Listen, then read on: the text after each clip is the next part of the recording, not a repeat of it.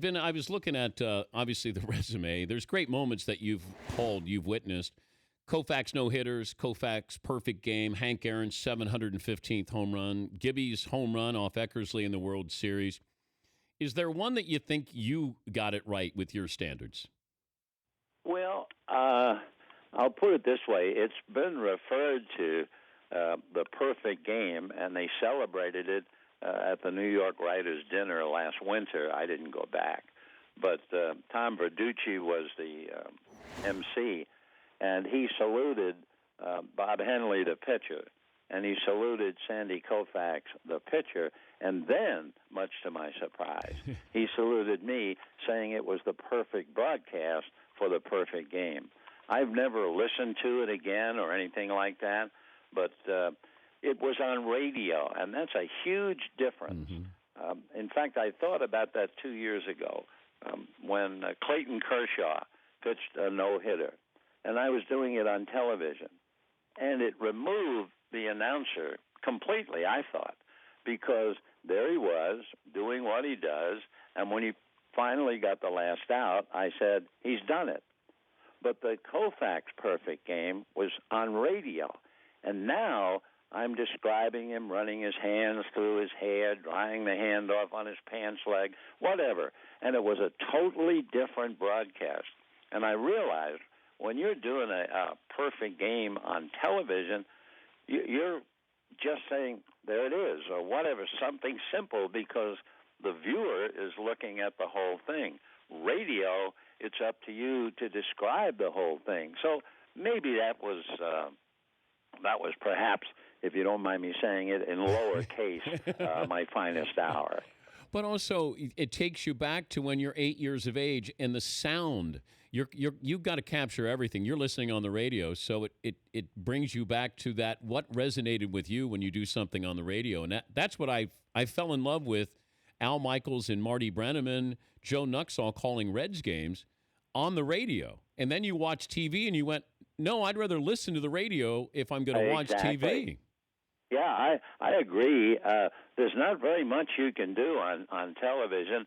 I've often explained it as best I could.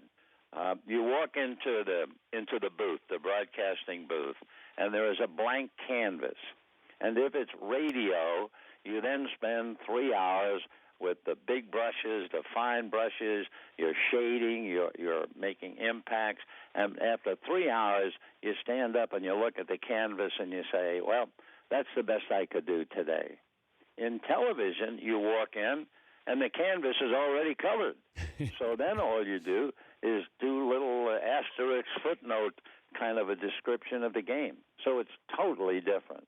And I think if you tried to do radio on a television broadcast, you would butcher it. You knew Jackie Robinson, obviously, there when he broke in, and I'm curious, and maybe it's not fair to have you speak for him, but how do you think Jackie would react to what we're seeing now with the demonstrations prior to the start of the Star-Spangled Banner? Dan, I'm not dodging the question. I just don't know. I think you said it in leading up to that. I really don't know. I know Jackie would be very sensitive to the issue, but whether he would publicly say, I agree, or whether he would think something else like, I wish he had done something more important than that. I really, honest to God, don't know what Jackie would have said or done. But I do know he would have been sensitive to the issue, of course. Yeah, I'm still amazed that what he didn't do. Like he kept everything inside. So his demonstration was, watch me as a ball player. I still marvel at that. And I don't know. I mean, when you watched it, realizing what is going on with him and still able to go out and play at a Hall of Fame level, it's still amazing. Yes, and he was a tremendous competitor. I mean, really, I can tell you one brief story. I guess it was my second or third year with the team, and the Dodgers asked me, the Brooklyn Dodgers asked me to go up to the Catskill Mountains to a resort called Grossinger's. They were going to have kind of a Q&A with the people who were up there. And so I said, sure, fine. And it was dead of winter. And it just happened that I arrived at the same time as Jackie and Rachel. And Rachel was probably, 6, 7 months pregnant. And I had my ice skates. And Jackie said, wow, you're going to skate. And I said, well, yeah, being an Easterner, I've been on skates since I was a little kid. He said, oh, great, I'll skate with you. And I said, oh, that's terrific. So he came, and we went into the locker room, and they got a pair of skates for him. And we were putting our skates on, and I had those long razor blades. And Jackie said, when we get out there, I'll race you. So I looked at him, and I said, Jack, I said, I know you're a football player and a baseball player and a great athlete. I didn't know you skated. You're in Southern California. And Jackie looked at me very seriously, and he said, well, I've never been on skates in my life. So I was kind of shocked. And I said, Jack, look, I'm not a great skater, nothing like, but I can skate. I've been skating ever since I was a little kid. So I said, there's really no way you're going to beat me. And Jack, again, very serious. He said, no, but that's how I'll learn. That's how dedicated he was. Of course, when we got up, he walked on his ankles. He had no idea how to stand on a pair of skates. But we do have, and somewhere in the house, in a book somewhere, I guess, there's a picture of Jackie and me lining up as if we're at the starting line, ready to race against each other. And I know Jackie's daughter, when she wrote a book about her father, of all the millions of pictures she could have put in that book, she put the one of Jackie and me ready to skate. But I think really she was making the same point that impressed me. He was that much of a competitor that he would learn under the pressure of competition how to skate. You've got jackets and gloves on, Vin. I'm looking at the picture, and your hair looks great. Oh, you got it. Yeah. Yeah. I think it was, December, January, somewhere where you went up and you talked to all the people, and they asked questions about baseball and the game and those who played it. And, yeah, that was all part of the deal. On behalf of America, enjoy retirement. Thank you for everything. Dan, thank you for allowing me to speak to you and your listeners. It's been a great ride. God has been extremely generous to me.